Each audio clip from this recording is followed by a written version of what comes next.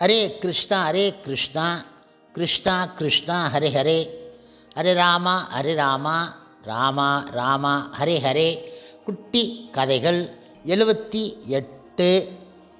இதில் பொய்கை ஆழ்வாரின் கதை காண்போம். முன்பு ஒரு சமயம் தமிழ் குமரியின் நெற்றித் திலகம் போல் தொண்டை நாடு திகழ்ந்தது. அவருடைய புன்சிரிப்பு போல் நாடு அங்கு இயற்கை நெடுகிலும் புத்து இளமையின் பொலிவு படர்ந்து இருக்கும்.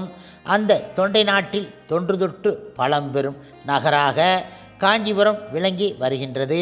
இது கச்சி என்றும் திரு அத்திப்பூர் சின்ன காஞ்சிபுரம் எனவும் வழங்கப்படுகின்றது. ஒரு காலத்தில் சோழ நாட்டின் தலை நகராகவும் பிறகு பல்லவ நாட்டின் தலை நகராகவும் காஞ்சிபுரம் விளங்கியது. இந்த காஞ்சிபுரம் இயற்கை எழில் மிகுந்த ஒரு நகரம் ஆகும். இத்தகு சிறப்பு வாய்ந்த காஞ்சி நகரில் பல வைஷ்ணவ தலங்களும் பல சிவ தலங்களும் உண்டு. அந்த வைஷ்ணவ தலங்களுக்குள் திருவெக்கா என்பது யதோத்காரி சன்னதி என்பதும் ஒன்றாகும். அங்கு திருமாலின் பெருங்கருணை நிறைந்து இருக்கின்றன. பக்தர்களின் பக்தி பாடல்கள் எக்காலத்தும் ஒலித்து கொண்டு இருக்கும். அங்கு சொன்ன வண்ணம் செய்தான் யதோத்காரி சன்னதியின் அருகே தேவர்களும் வான் உலக கன்னியர்களும் நீராடுவதும் வீடு பெற்றை அளிக்கும் சிறப்பு உடையதும் பரந்தாமனின் கருணை நெஞ்சை போன்று மிக குளிர்ச்சி பொருந்தியதுமான ஒரு பொய்கை. அந்த பொய்கையிலே நறுமணத்தை அள்ளி வீசும் அழகான செந்தாமரை, வெண்தாமரை, கருங்குவளை, நீலோர் பழம், அல்லி முதலான பூக்கள் எல்லாம் பூத்து குலுங்குகின்றன. வண்டு இனங்களிலே உயர்வான சுரும்புகள் அம்மலர்களிலே சுரக்கும் இனிய தேனை உண்டு மயங்கி காலை போதும் மாலை போதும் முடியும் பொழுதிலும் மலர்கள் கூம்ப அதற்குள் அகப்பட்டு தத்தளிக்கும். அன்னங்கள் கூட்டம் கூட்டமாக மலர்கள் உடை அமைந்து நீந்தி விளையாடும். இவ்வாறான சிறப்பு பொருந்திய பொய்கையில் மலர்ந்திருக்கும் பொற்றாமரை மலர் ஒன்றிலிருந்து இனிய வாசம் கமலும் துளசி செடி போல் அன்பே குணமாக கொண்டு அறிவொளி வீசும் ஞான சுடராக பக்தியின் முழு பொருளாக ஒரு மைந்தர் சித்தாத்தி வருஷம் ஐப்பதி மாதத்தில் சுக்ல அஷ்டமி செவ்வாய்க்கிழமை அன்று திருவோண நட்சத்திரத்தில் அரங்கப் பெருமானின் ஐம்படைகளில் ஒன்றாகிய பாஞ்சன்யம் என்னும் திருச்சங்கின் அம்சமாக அவதரித்தார். அவர் பொய்கையில் அவதரித்த காரணத்தால் பொய்கையார் என சிறப்பிக்கப்பட்டார். அவர் கற்க வேண்டிய நூல்களையும் திருவரங்க பெருமானின் அருங்கருணையினால் குற்றம் நீங்கி கற்று தேர்ந்து உணர்ந்து விட்டார்.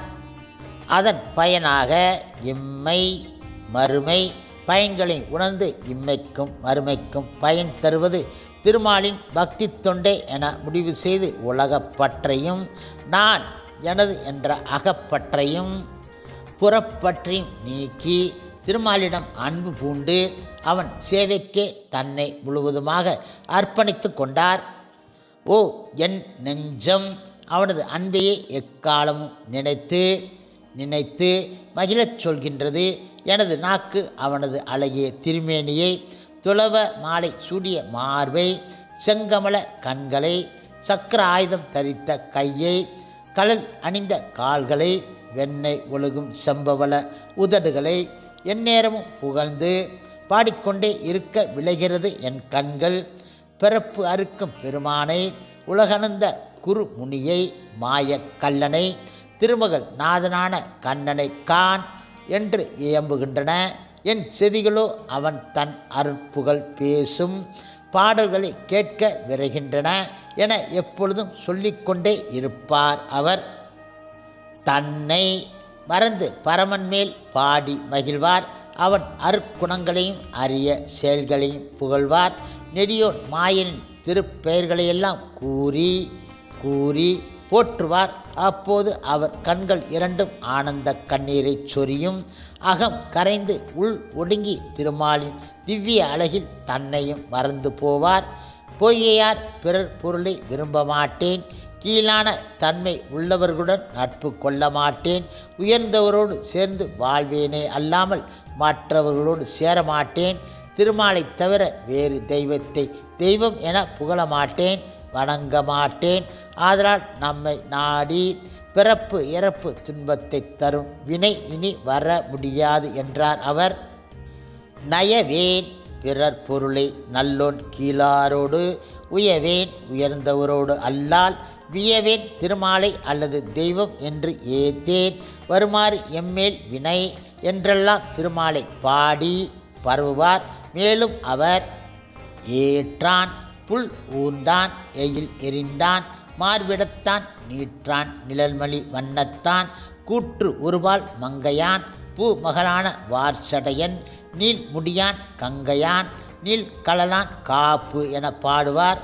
இவ்வாறாக திருமால் இடம் ஆறா காதல் கொண்டும் அவனுக்கு சேவை செய்து கொண்டும் நெடுங்காலம் வாழ்ந்து வந்தார். பொய்யை ஆழ்வார் பரஞான தத்துவத்தை கண்டார். இறைவனின் தன்மையையும் ஆத்மாவின் தன்மையையும் வர்ணிப்பதன் மூலம் சமய உணர்வை எழுப்புகின்றார். ஒரு முழு பொருளான இறைவனை அடைவது தான் ஆத்மாவின் தன்மை என்றும், அவனை பிரிந்து இருப்பதே துன்பங்களுக்கெல்லாம் காரணம் என்பதையும் அவர் உணர்த்துகின்றார். நாரணன் விளையாட்டினால் அவர் பூதத்தாழ்வாரையும் பேயாழ்வாரையும் ஒரு புதுமையான சூழ்நிலையில் பின் சந்திக்கின்றார். ஹரே கிருஷ்ணா ஹரே கிருஷ்ணா கிருஷ்ணா கிருஷ்ணா ஹரே ஹரே, ஹரே ராமா ராம ராம ஹரே ஹரே. சில பிரபுபாதரின் சேவையில் இஸ்கான் பக்தர்கள்.